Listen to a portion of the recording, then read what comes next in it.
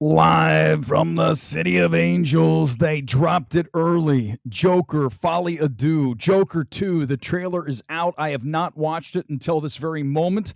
I'm going to play the video. We might get a copyright strike. Don't care. We're going to do this live, and then I'll react after. Watch it, then we'll discuss after I hit play now on MMT. Let's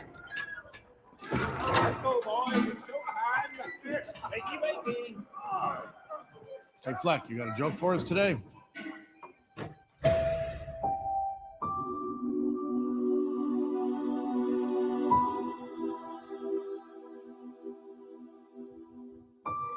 We use music to make us whole,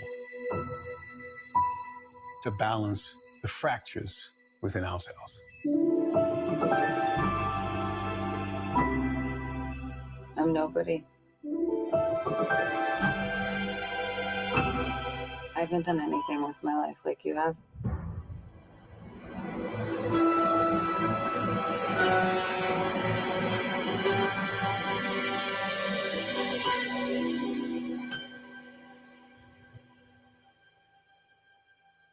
Let's get out of here.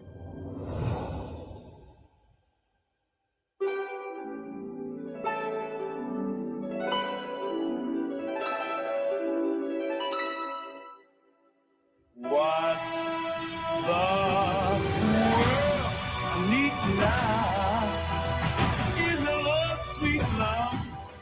It's the only thing that there's just too little love. What the world needs now is love, sweet love. Tell us, what's changed? Are there? I'll tell you what's changed. I'm not alone anymore. That's what we should be talking about.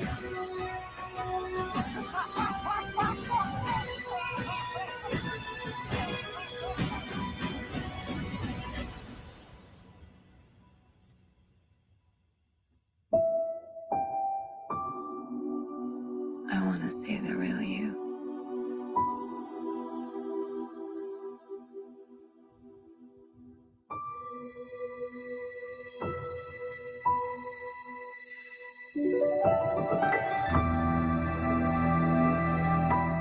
All right, here we go. Let's do it. Let's talk about Joker 2, FOLIE I like the trailer. I will say right off the bat, watching this, you don't see the musical. You hear, what is that, Tony Bennett, I believe. Come in the comments, tell me. I'm pretty sure it's Tony Bennett. You go in and you have obviously what feels like a more Broadway musical kind of film. It doesn't look as gritty. It has the grit, right? But it looks a little more showy for sure. That's the first thing you notice. I think cinematography is going to be possibly in play, just looking at some of these shots. Remember last time you got 11 nominations last time at the Academy Awards, and you look at, I think it did get a cinematography, right? It got the 2 wins, actor and score, of course. So going into this film, it's obviously going to be a heavy awards contender with that exact same date the first one had. Listen, I am a little bit perplexed why they didn't at least show a little bit of the song and dance, but as you may or may not know, audiences don't really love musicals. So when they hear that a movie like Mean Girls just came out, they realize it's a musical, then audiences are like, I don't want to see it. So there could be certainly that aspect. I think it's pretty widely known that this is going to be a musical, but maybe they're going to hold that, right? This is the teaser. And then, of course, we'll get the full trailer later, just like they did with the first Joker. Is this as strong as the first trailer that we had for Joker? No, that was, I would argue, one of the best trailers ever. You look at that trailer from back in 2019, and the construction of that trailer, the pacing, and the overall impact is one of the greatest achievements in trailer editing ever. And I think this is serviceable plus. That said, I really wanted to see a little bit more. I don't think it matters. Let's just discuss this, and you guys come in with the comments. It doesn't matter what we say about this trailer as I go through and pick some shots. at the end of the day, this film is going to be a must-see film. You're talking about a film that went over $1 billion in 2019. Again, there's 11 nominations, 2 Oscar wins. So you've got Lady Gaga this time around. You've got a known franchise in the DCU, obviously tangential with Joker, and I'm looking forward to it. It's one of my most anticipated films of the year. I don't know how it's not on yours.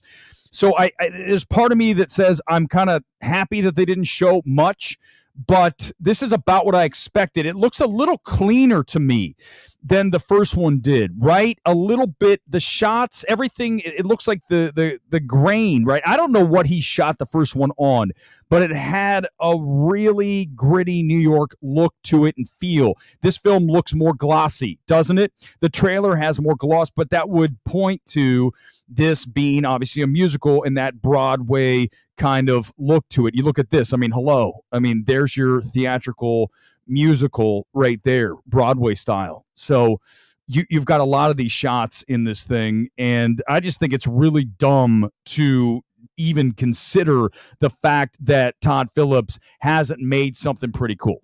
I mean, will it be as great? I think the first film is really, really strong. Yeah, I get it. King of Comedy meets Taxi Driver. Don't say it. Don't come in here and say it.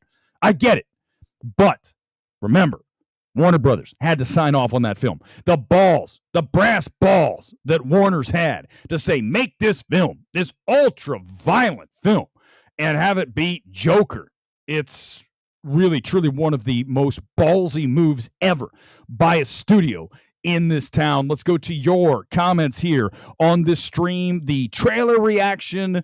And what I love about doing these things live is we get you guys in. And I think that it's one of the things MMT does better than pretty much anybody else. A lot of other people have to sit here and think about what they're going to say. Let's script it out. Let's do this. Let's do that. No. We're going to do this shit live. That's what we do. It's what we excel at. We destroy the other channels because we're able to do this. Other guys can't. They get on here. I got to script it. Let's give me a teleprompter. I can't do it. Is Grace Randolph on live right now? Of course she's not. She can't do this, man.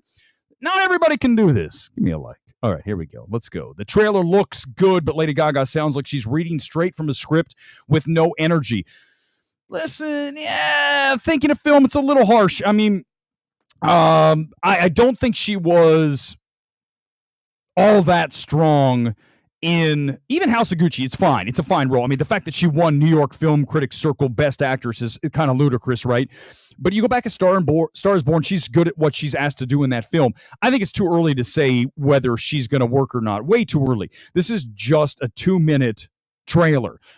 We will find out. But listen, she's been building towards this. She should be able to handle it. It's a musical. She's a singer. She should be able to handle this film. And I think even if I don't think House of Gucci is, one of the best performances or a best actress performance, at least she went there. She tried. And I think that's what we have to have here from Harley Quinn.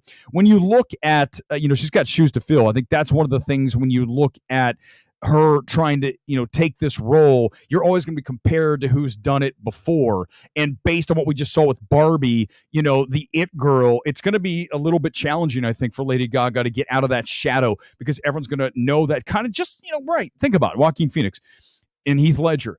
That's not easy, but Joaquin Phoenix is arguably, if not the best, one of, the top 5 actors working today in Hollywood. So he's going to be able to handle that. Lady Gaga, is she able to fill that at this stage in her career? She's been building and she has room to grow. But I think ultimately, what's interesting is when we talk about, the progress of an actor, there's ultimately a ceiling, right? I love the NFL draft. You guys, if I haven't told you this before, I look at movies this way. I like to look at a film as a prospect and say, what are these things that are here that are going to get it drafted, right? We're looking at a score, a cinematography and editing, direction, obviously screenplay, the biggies. And then in this case, when you look at an actress, what is her range? What's her ability? But ultimately, we talk about a ceiling. What is the ceiling? That's as high as we can go, right? How high is Lady Gaga able to, elevate her game? And then we'll find out in a role like this, she needs to be able to push to the top. If she can't, the film will suffer. That said, having met Todd Phillips, I think that he feels like the kind of guy that would be easy to work with and easy to get a good performance from his actors, because he's not, from what I could gauge, just having a short discussion with him. I've talked to directors who definitely didn't feel this way. He feels like an actor's director, right? So he's going to be able to get those performances. We saw it with Joaquin Phoenix, but then again, Joaquin Phoenix can get a performance. Anybody can get a performance out of Joaquin Phoenix. He's just that good, right? Phoenix looks emaciated again for the role. His diet must be grueling. It's got to be. You go back and look at Christian Bale, what he did for, what was that movie he did when he lost all of that weight? It's a real yo-yo to do this, to go from, Matthew McConaughey, Dallas Buyers Club, right? Muscle bound to go to emaciated is tough. I couldn't do it because I wouldn't do it. Let me tell you something. Going to the gym, you have your muscle, you don't want to lose it. Like, I'm sorry, I'm not doing this role. So kudos to Joaquin for doing this again, but it is challenging, but it's part of an actor's job. And a lot of these guys are method actors. And if you're a method actor like a Christian Bale, then it's something you just do, right? They have that in them naturally, and they're able to go there because they know it matters to the film. And Hamza, you liked it. I mean, listen, like I said, it's not unimpressive. It didn't blow me away like the last one, but again, as I said, that's one of the best trailers of all time. So the fact that it isn't quite at that level for me off the first watch is not super surprising. Kevin Davis International Box Office will push this film to at least 500, 600. Listen, no. This film's way over 600, man. Kevin, way. This is going to be 800 plus. I would put it closer to $1 billion. Now, here's why. Here's what's going to happen, right? This film has to be very good at a minimum to at least get back up to $1 million. The first film really fed on the fact that it was arguably a great film, regardless of its influences. And because of that, it was able to fuel that push in through the end of 2019. And what a year that was, right? You go back, you look at a Joker, you look at The Irishman was that year. It didn't get shit. You go and you look at A Parasite, 1917, all those films, Little Women, which I really thought was a good adaptation by Greta. When you look at that range of films and the strength of the films, 2019 is one of the best years of the past, certainly of the 2000s. Maybe the best year of the 2000s. Someone said last year, I think it's our boy Sean Fennessy, the biggest fraud in film Twitter, 100% biggest fraud. He said last year was one of the best years ever. What? Dude? No, 2019.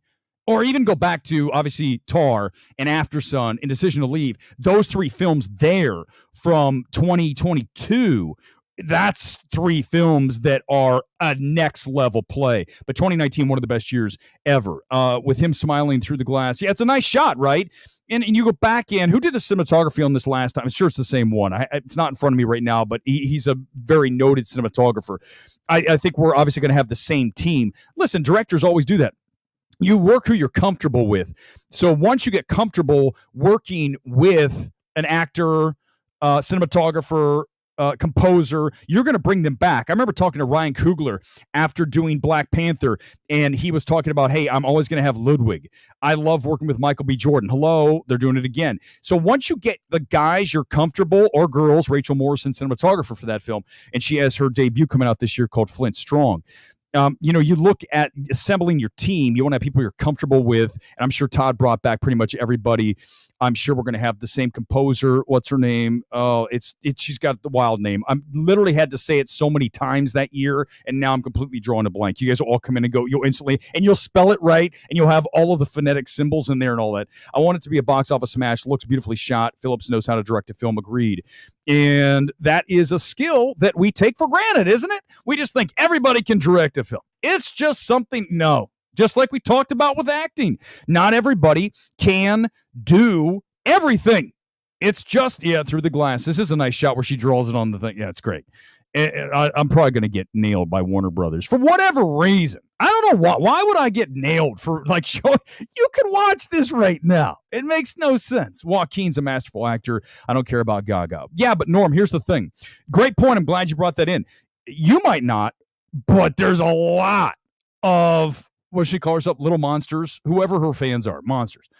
They will be here for this film where maybe they weren't for Joker. So you're talking about when Kevin talks about 600 million, look, you have a new audience that you're bringing in to your film that will pop a bigger number. It should, just based on her involvement. Go back and look at House of Gucci. Had a decent run, and I think it was benefited greatly by the fact Lady Gaga, she's a name.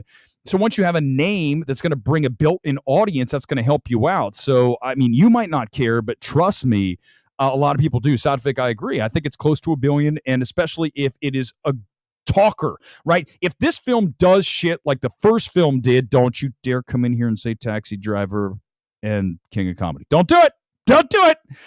But if it goes places like jamming scissors in a dude's eye socket and blowing dude's brain out on television, then we're talking about, wow, I want to see, right? I love a film with balls. Okay. But it has to be in the right place. It can't just be like a movie like Civil War. I'm not doing it, man. That was last night. I'm over Civil War. Let's pray that film bombs. Joker films need to be gritty like Michael Mann's Thief. Agreed. It needs to be. I'm sure he will. He's not going to change. Listen, they're not going to. He knows that what he did with Joker, he has to replicate.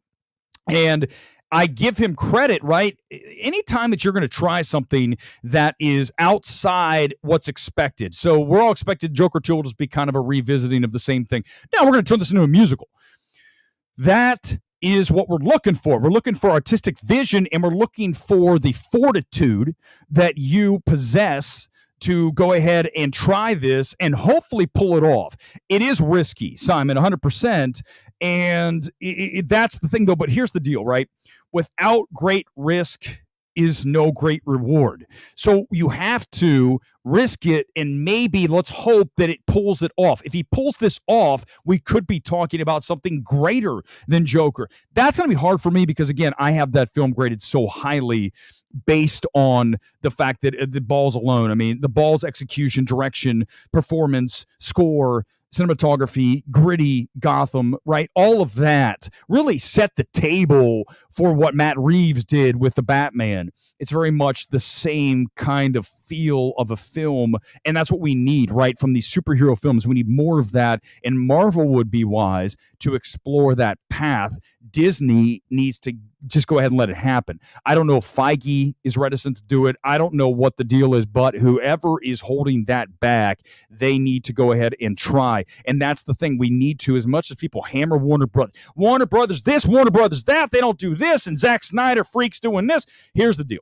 Warner Brothers, again, I believe in this town is the ballsiest direct studio out here. I mean, it's not even a contest. I would say Universal's there as well, but it's Warner Brothers, Universal, and then everyone else is playing catch up. Disney's definitely not in that conversation. We used to have Fox, and as you know, they were purchased and brought into the fold through Disney.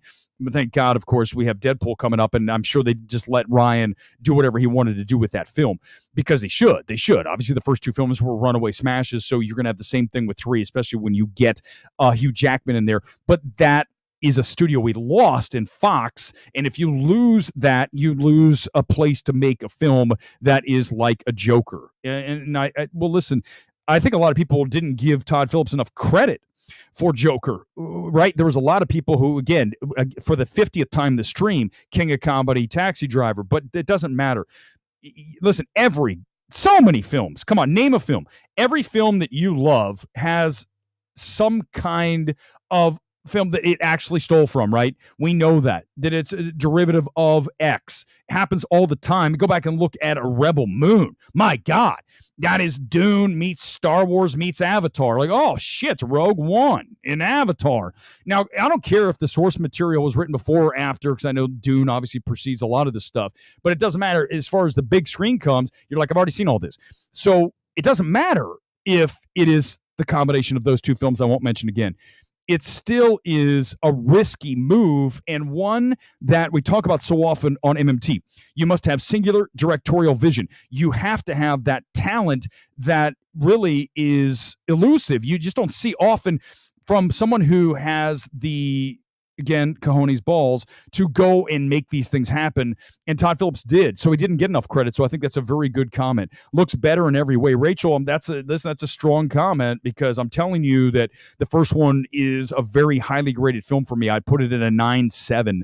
And again, are there issues with it? Yes. But remember, I'm always going to slide my scale based on the risk factor, based on, is this something I haven't seen done with a CBM originated character, right? Not have I ever seen it before in cinema, but we're now going to take this and turn it into something I didn't expect to see. And again, having that greenlit by Warner Brothers is everything, and that's why we're sitting here on 2, because they said, let's make this film. Imagine if this were a Disney property, they'd never even have a Joker. We wouldn't even know this film exists. There's an alternate universe, the multiverse, in which Joker never happened because some studio head said, this is too risky. No way. You're going to do what? This script? You're going to do, at the end, he's going to blow some dude's brains out, and then it's going to be this super dark criminals take over the universe ending? No, you know how many studio heads would have said, nah, no. So you need to celebrate the fact that we have this film.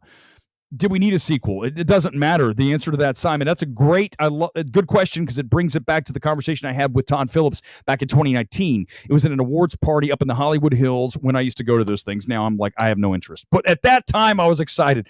And I remember talking to Todd, and it was coming up on $1 billion at that point. And I said, hey, I know at this point, with a film that's almost at $1 billion, Warner Brothers is asking you to do a sequel. And he goes, yeah. And I go, well, of course. Duh. And of course, I put it out there. They're oh my God, they're making a sequel. Well, guys, when you make $1 billion, a studio is going to be interested in making a sequel. It's like, hello. It's just obvious. So they want money.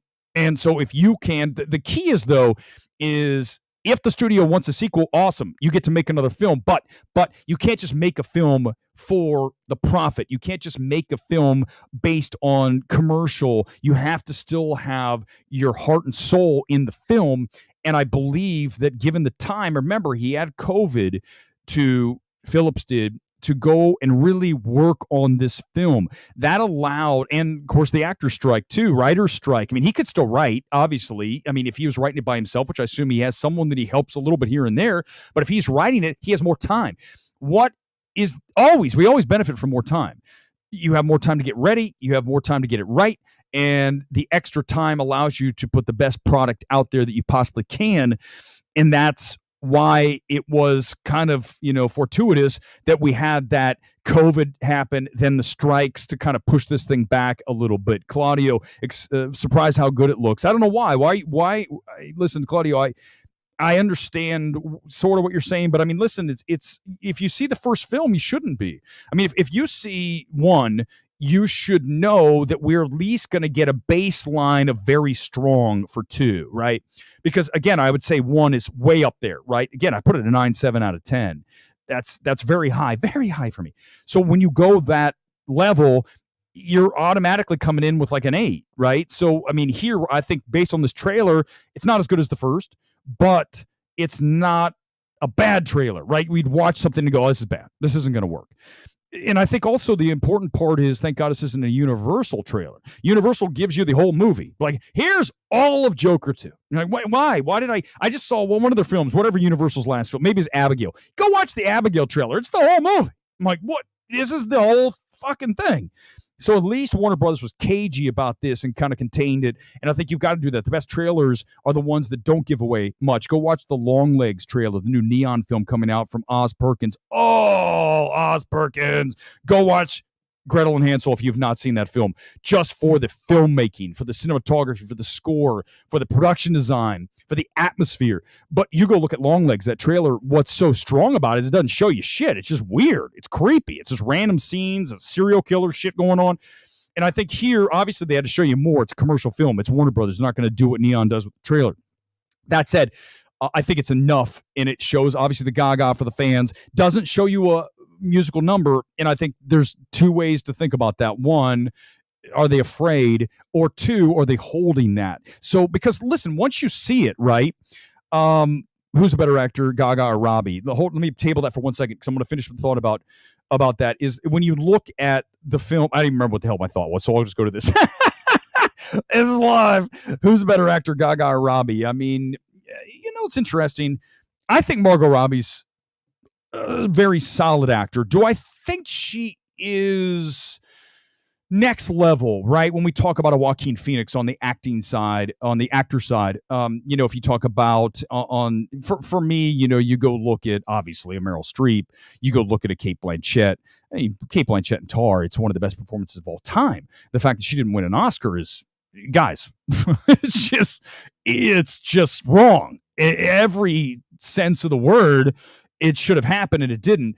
But I don't think Margot's quite there. I did like her a lot in I, Tonya, first time I saw her. If you haven't seen that, what a cool film. But you look at Margot Robbie. I mean, I don't love Birds of Prey at all. I don't think it's her fault. I don't like the direction on that film. I don't like the feel and the tone of that film. It's just an ugly film. Don't like it. And then you're gonna say, well, Joker's an ugly film. Yeah, different. Joker has something to say. Birds of Prey had nothing to say, right? If violence has something to tell you, and Civil War is another example of that, a film that really doesn't have much to say and yet is very ugly and shows a ugly side of humanity. I don't want to see that. But if it has something like Joker, which I think is a message that resonates with so many, a lot of us just don't feel seen. So if you don't feel seen, maybe you'll do something insane to be seen. And I think, that message resonates with a lot of people. And I know there was all this discussion about how Joker 1 could possibly turn into real world violence, right?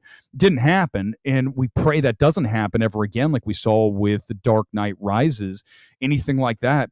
I mean, there's always going to be a risk. There's plenty of lunatics out there, but you can't hold back making a film based on that.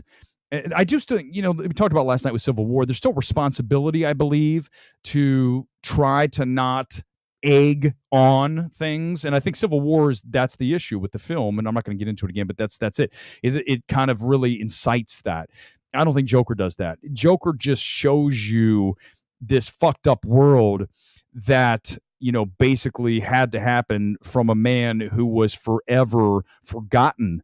And that's a powerful tale, and I think that we can all kind of resonate with that. So teaser trailer was just fair. Looks like musical parts will be a dream or something. I agree. It does look, Byron, I agree. It does look a little dreamlike, right? I don't know if the whole thing's going to be in his head. Let's hope not again, or most of it. That said, who knows? I mean, we won't find out, obviously, until, I'm going to guess this film debuts at Venice, right? Because the first one debuted at Venice, and that is right at the end. I have it at the bottom of the screen there. At the end of August, early in September. So that's probably the same path. That's the first one. That's what happened. So I think they'll do the exact same thing because it works so well for them. And remember, that's a good release date for awards, because once you come out in October, it's pretty far into award season, or at least, reasonably far. And then it'll build momentum, and then the box office will really help this film, especially if it closes in on $1 billion, and then you start closing out the window for Oscar eligibility at the end of the year, and this film's, hitting $1 billion in January. That's perfect for Oscar timing. Warner Brothers, we're just going to follow the same playbook. And it makes sense. I mean, you look at what they did with Dune 2. They followed the Batman playbook, the exact same date essentially, and they're very similar in the worldwide box office totals between the Batman and Dune 2. Dune 2 is not going to get as high as the Batman. I think what's interesting when you talk about that, speaking of the Batman, is that film would have been at least $1 billion if it were released in a normal non-COVID environment. The reason that film did not do as well is because it was released, as you know, when we were told that if you go to a theater, everyone will die. So it was obviously hampered by that. I love the lipstick mirror matchup to his face at the end. The trailer is crafted very well. Geeky Lawrence, it's a very well crafted trailer, but it's to be expected. I mean, it's kind of, listen, I say this a lot when you go into a film evaluation, when I go in to watch a film from a director that I already know. I try to table, obviously, what I've seen in the past, but you can't help but carry with you the experience you've had with these other films, and you watch a film from a Todd Phillips, that's going to be there, right? You already saw it. I know they have the talents. It's like doubting if Joaquin Phoenix can pull something off. You know it. And I think Todd Phillips has proven, if you just go with Joker alone, he has shown that he has the ability to pull this off. So I'm not really surprised by anything I see as far as the quality of the film. From that trailer we just watched. Can Joaquin be at least nominated again? 100%. Yeah. I mean, good God, he's absolutely. I mean, he's one of the 5. He'll be one of the 5. It's a lock. Does he win again? I wouldn't bet on. Not now. It's way too early. Is he one of the 5? Locked. Joaquin Phoenix will be nominated again for Joker 2. It's not even a question. Guys, if there's a bet you can take and go now to Vegas and put a bet down on that, go do it. I don't care if it's literally you put $1 down and you get $1.10. Go put on $1,000 and you'll end up with, what is that, 1,100? Whatever. You'll make money. It's a lock. It's an absolute luck. Yeah, maybe, it's interesting you say that, bruh. I don't love Birds of Prey. I really dislike that film. I mean, I remember my reaction. I came out of that and goes, name a film, and I'll tell you if I'd rather watch that than Birds of Prey again. And it was virtually any film that you named, other than Poor Things, Beau is Afraid, and Civil War. Any film other than those 3. But I really dislike that film, and it's not well directed. The tone's terrible. Everything about it's bad. But I don't want to put that on. Like I said, Margot, man, I think she's quality. Do I think she's elite, right? We go back to the NFL draft. We talk about players that are going to be a starter, players are going to be a backup, and we talk about players that are going to be all pro. I would say that Margot Robbie is a starter. She's not an all pro. And I know that's, some people are going to, oh my God, Weber, what are you talking about? I don't even think her performance in Barbie is particularly fantastic until we get to the second part of the film. It almost felt like she was sitting on Barbie, right? You know what? I talk about this all the time with Timothée Chalamet. When you're an actor, or how this stream, if I were sitting on stuff, and so what you guys know, obviously what that means. That means instead of me just going boom, boom, boom, boom, boom, and just react, blah, blah, blah, I'm sitting there going, measure, stop, hold, think, pause, hold. You can't. You have to just go. And I think Chalamet has that problem, and I would argue that Margot has that problem at the beginning of Barbie. She's not as effervescent as she needed to be, but I think obviously you don't need that as much in the back end when it turns into more of the humanity issue, the side of Barbie. So she's better there. I think in Harley Quinn, you talk about Barbie at the beginning of Barbie, and you talk about Harley Quinn as a character. That's a larger-than-life character. So maybe that's not quite where she is, or if she tries that, it's not quite there. It's like, oh, you're like an 8.5 out of 10. Not in looks. In looks, she's like, trust me, I've seen her in person. I went out of my way, half drunk at the Critics' Choice Awards like 4 years ago, and I went up and I go, Margot, it's a pleasure. I mean, it was ugly. But I didn't like do anything stupid. I just was like, I had to just have a moment with the beauty of Margot Robbie. She's a 12. But as an actress, I feel like she's an 8.5, 8.75. And it's like, can we get you to a 9? Can we get you to a 10? Can we crank that knob, as we talk about so often here on MMT? Crank it up or crank it down? Chalamet up, Margot Robbie up, some actors down. You're at a 12, down, right? And so, and some actors, they're perfect. Joaquin Phoenix, Christian Bale, De Niro, Leo. Name an actor, you're going to have Cate Blanchett.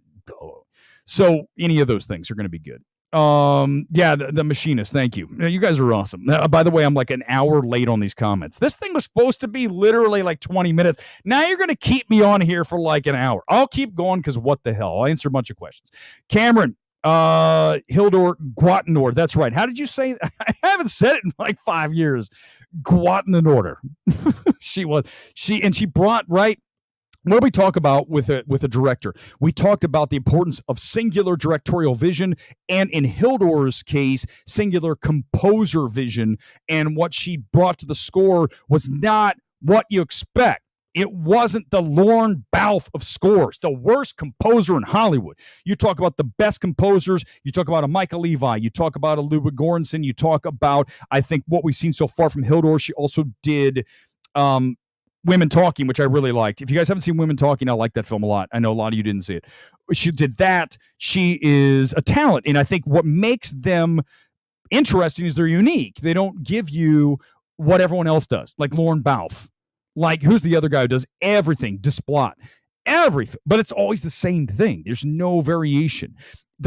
For me, if I'm scoring a film, well, I'm not going to score because I would completely suck at that. If I was hiring a composer for a film, the first call that I would make would be to Micah Levi. That's it. Right off the bat, the phone goes to Micah. If Micah says no, then I know you guys are going to think I'm going to take Ludwig. Well, of course but he's not going to take my film. Micah would consider it because she does weird small things, but kind of like this channel. But listen, and you look at Ludwig, he now I met him at the Black Panther party, which always sounds weird when I say that. Nicest guy. And maybe he would take my call if I said, I met you at the Black Panther party. He'd be like, I don't really remember that guy. Oh, you're that guy from Twitter? Nah, there's no way in hell.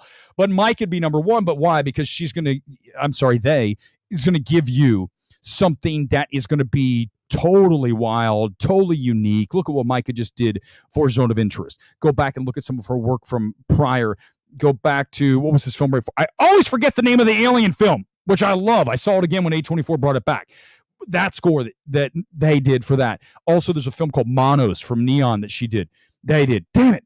But yeah, and I think she also did Zola in another cool score. Anytime you notice like a score in a random kind of small film, A24 always has good scores. It's almost like universal. Except I would argue that the Iron Claw does not have a good score. That's a very generic score for a A24 film. Very disappointed in that score. I'm pumped. Yeah, you should be. You should be. Martin, Beantail, good to see you. Martin, yeah, I'm ready too. We all are. We got a while.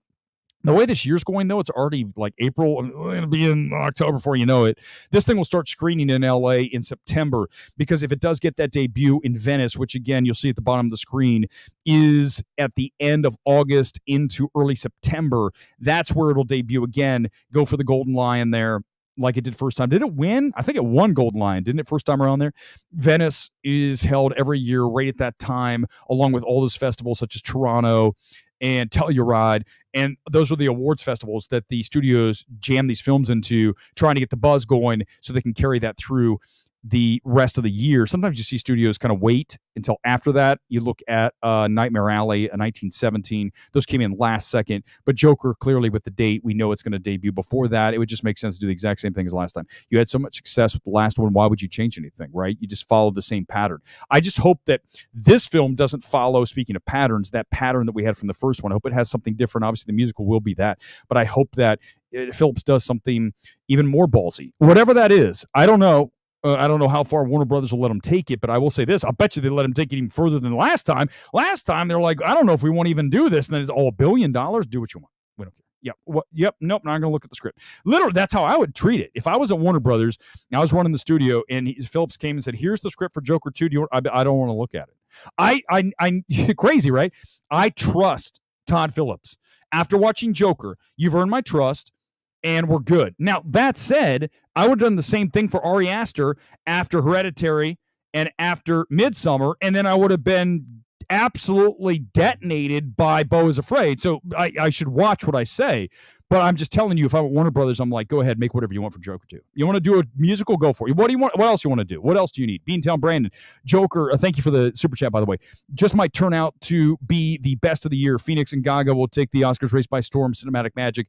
You know, thank you. Great super chat, by the way. Thank you for that. But I also want to say, Beantown, that you really brought up a great point we haven't discussed when we talk about award slotting. This is a wonderful education for those of you who don't know. As you guys know, I run awardsace.com, and I follow this shit all the time. And whenever I see something I think deserves to be in the awards race, I'm going to put it in there. Just saw a film that I really like called Femme.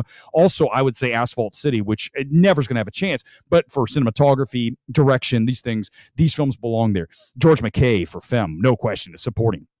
But as we talk about Gaga, will she be supporting or will she be lead? That is the question. Now, let me walk you through that. So when the film comes out, let's just assume that Gaga's in literally 97% of the film, right? Okay, 92, because you know she's going to show up at least a little bit into it. 92% of the film.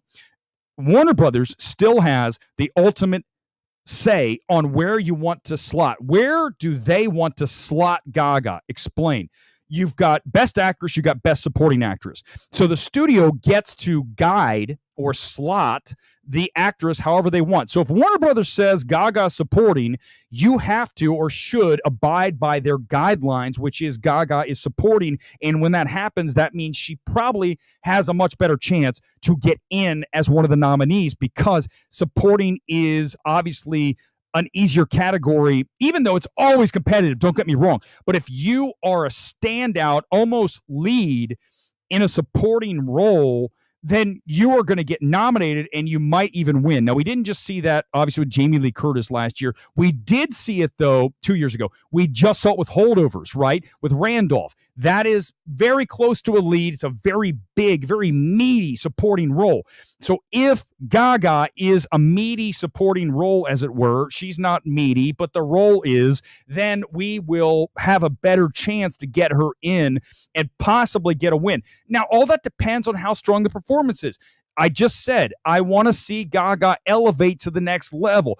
Right now, after watching A House of Gucci, it's fine. It's by no means New York Film Critics Circle. You're fucking bonkers. That is not the best performance. That is virtue signaling. You guys know how much I hate virtue signaling. If you virtue signal, it's one of the biggest turnoffs, dick shrivelers that you could ever offer up.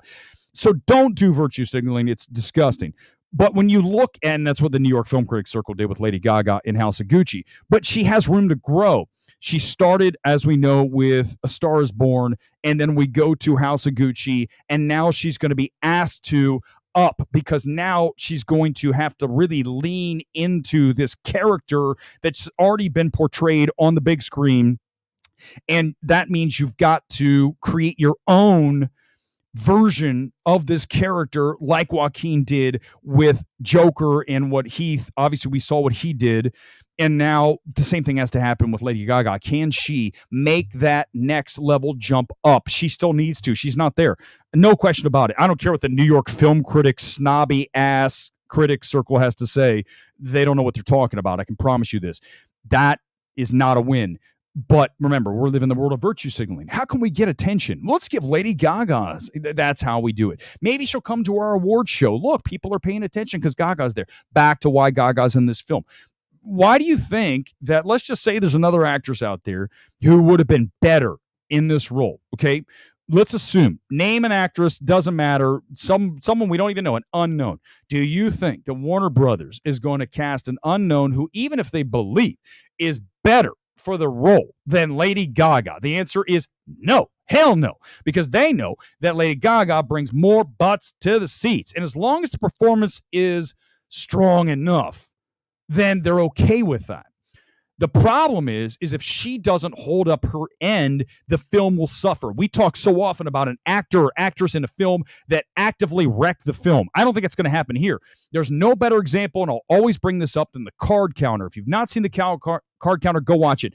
Paul Schaefer. Go back. You've got Oscar Isaac. You got Ty Sheridan in that film, and you have Tiffany Haddish. And anyone who's seen the card counter knows Tiffany Haddish is terrible in that movie. That's being kind. To even say terrible. Atrocious is still not strong enough. It actively detonates the film. That's not going to happen here. Go watch Card Counter. You'll see what I'm talking about. My God, what the fuck? I can't even imagine Schrader, right? We've talked about that. Schrader's on set, and it's like Tiffany Haddish starts going in, and I can just see Oscar Isaac because, come on, Oscar Isaac. Oscar Isaac's going, fuck, I'm fucked. And Schrader's over there going like this in the head. He's over in Director Village going, oh my God, we're so screwed. And they had to live with it, and the film was destroyed by Tiffany Haddish. I mean, not that it was a tremendous film, but she actively detonated the film. And that's not going to happen here, but I'm just saying she has to. If Gaga can elevate to that next level, then we're going to be talking about something that maybe even does better at the Oscars than the first one. Although, listen, 11 nominations, guys. That's crazy. That is crazy. Thank you. Why do you think I wore the purple? These things are planned, Hamza. These things are planned. It's the Joker kit. It's also from my former home in Orlando. The shout out to Orlando, everybody. Resner. Oh, thank you, Gone Girl. Sometimes you forget. I just listed my 3 top composers. Resner Ross. I mean, hello, everyone. Turn over to the wall. What do we see? What film that none of you watched? Empire of Light. Empire of Light is the best score of 2 years ago, right? Tar Year. So not as a film, as a achievement in tech, it's really strong. I love Sam Mendes' direction. The screenplay's not great. But when you look at the score for that, is it kind of off the screen? Hold on, let me pop this out. Okay. There is Empire of Light. See, it says Empire, right? And it just didn't happen. The score was the best score of the year. And I talk about this all the time. You've got to have Under the Skin. Thank you. I'm so far behind. It's Under the Skin. I'll never remember the movie. I've only seen it like 7 times. I'll never remember the title of Scarlett Johansson as the alien in the black goo in Under the Skin. Yeah, no, I'll never with Michael Levi score. But yeah, Empire Light, the score was the best. So thank you, Resner Ross. I do like Justin Hurwitz. Talk to him too. Nice guy, very quiet, but he's very talented. He picks his projects. He doesn't work very much. Of course, he did the score for Babylon. That was a mistake. Like, I would just look at that script and go, listen, I know we worked on First Man, but yeah, I'm not going to be doing the score for this. This is a shit film. What if Lady Gaga gives it Tom Hanks? Gone Girl, you're on fire. That's going to be a problem. Well, here, what's amazing about Elvis, and we discussed this quite a bit. It's really something else. You look at a film that somehow, I don't know how it happened. It's really a miracle that film was not actively destroyed by Tom Hanks's incredibly awful performance and that accent in Elvis. It speaks to Austin Butler and how strong he is as Elvis. That film should have been a disaster because it's terrible. That's Tom Hanks's worst performance. And I always bring it back to this. You want proof that it was? I always know I'm right because I'm right. I'm right 99.8% of the time. When Warner Brothers was pushing Elvis as an awards film, I got every single invite. Come. Not once was Tom Hanks part of it. Not once. Do you know how often that happens? Never. Every single time there's a film up for contention, they bring different people in. Tonight, it's going to be the star plus the supporting. Tonight, it might just be supporting. Next day, it might be director, 2 supporting, might be lead, 2 leads. You get in this case, in Elvis, every single party, where's Tom Hanks? Well, they knew. He knew. Everyone's like, this is terrible. It's awful. If that's the case, then we're screwed. The film will suffer tremendously. But remember, Elvis is still a tremendous film. Why? 2 reasons why. Number one, Austin Butler, and number 2, Baz Luhrmann. That direction is, you guys, that was the direction. We talk about direction so often, you've got to understand. The direction on Elvis is singular, it is exceptional, and it should have been in contention to win. I don't care if the film, because we're not giving best director to the best film necessarily. We're giving it to the person that made the best with what they had and delivered something that was lights out, and that's Baz Luhrmann in Elvis. That's Todd Phillips in Joker. It's not even a question about it. Can you explain? Hold on. The Academy will nominate Lady Gaga for Best Original Song. That's true. There'll be an original song. That's another nomination that this film did not have last time. So now we could be looking at 12 nominations because we go back. Let me put it in. Obviously, we know he won for actor, and we know that Hildur won for score. Let me pull it up, and I'll hit the awards on IMDb, share the tab, and here we go. I've got to be reminded. I'm sure it was cinematography, right? For sure. I mean, it's been 5 years, guys. What did you want me to do? You want me to try to remember this shit forever? I can't. My computer's like slow. Do you guys even see me? Maybe IMDb's down. Everybody's looking. Let's go to Wikipedia. There we go. All right, here we go. Academy Awards. Picture, director, actor, screenplay, adapted, cinematography. Yes, Lawrence Sher, who's going to be doing this one too. I'm sure he is. I'm going to look. Best costume design. Editing, makeup and hairstyling. That's a lock. Score, editing, and mixing. So, score might be harder to get this time around because anytime you have a sequel, it's a little harder because it's original score. So you're taking your work from the last one and trying to repackage it a little bit. I mean, we've seen it in the past. How many times has John Williams been nominated, right?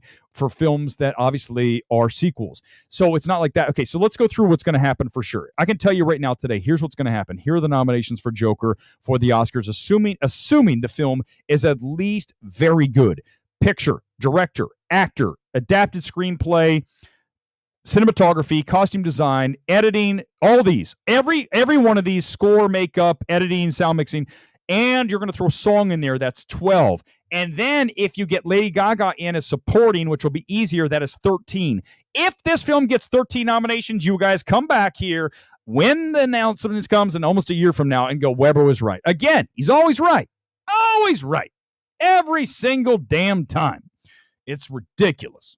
All right, we're going to get ready to roll here. Guys, I've been on for 48 minutes. I said I was going to do like 20. Then you get on here and you guys start blah, blah, blah. I'm kidding. I love it. It's fantastic. But I'm tired. I've done 3 of these streams in a row. It's like 1, 2, and 3. We had to talk about Civil War last night. It was hell. I hate that movie. The original had no humanity to it. This looks like, Rachel, wrong. the Civil War has no humanity. This film did, because you got to remember, he had the relationship with his mom.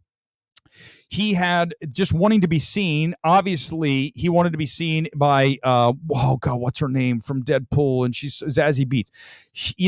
So there's that angle, which I think all of us have been, right? We've all been there one time or another. Whoever you're attracted to, you're like, please, someone's looking at me. This is wonderful. You want to be seen. You want to be appreciated. So I think that resonates. I disagree 100% with this about the humanity. I mean, obviously the ending is dark as hell. I mean, good Lord. I mean, no question about that. But there is humanity, 100%. All right, guys, I think that's it. It was a wonderful stream as found. I really had a good time. Thank you for being here. I look forward to the film. If this film ends up with 13 nominations, come back and comment away on this in a year from now and go, Weber was right again. If it's 12, I'm close enough. If it's 11 plus, but remember, that's all incumbent. It absolutely is dependent on the fact of this film being very good, not just okay, very good, very strong. If it's not those things, then we're not talking about that many nominations. But even if it's a base level, I'm not even saying great. I said very good. Then we are looking at a similar number of nominations for this film. It was fun. Maybe Thursday night, maybe not. Get the notifications anytime MMT live from LA. As we wrap this thing, as everyone else is like writing their script for the reaction to the trailer. Well, I thought that this would be, and we did it live because we just do that. We do it live. I'm out. Peace.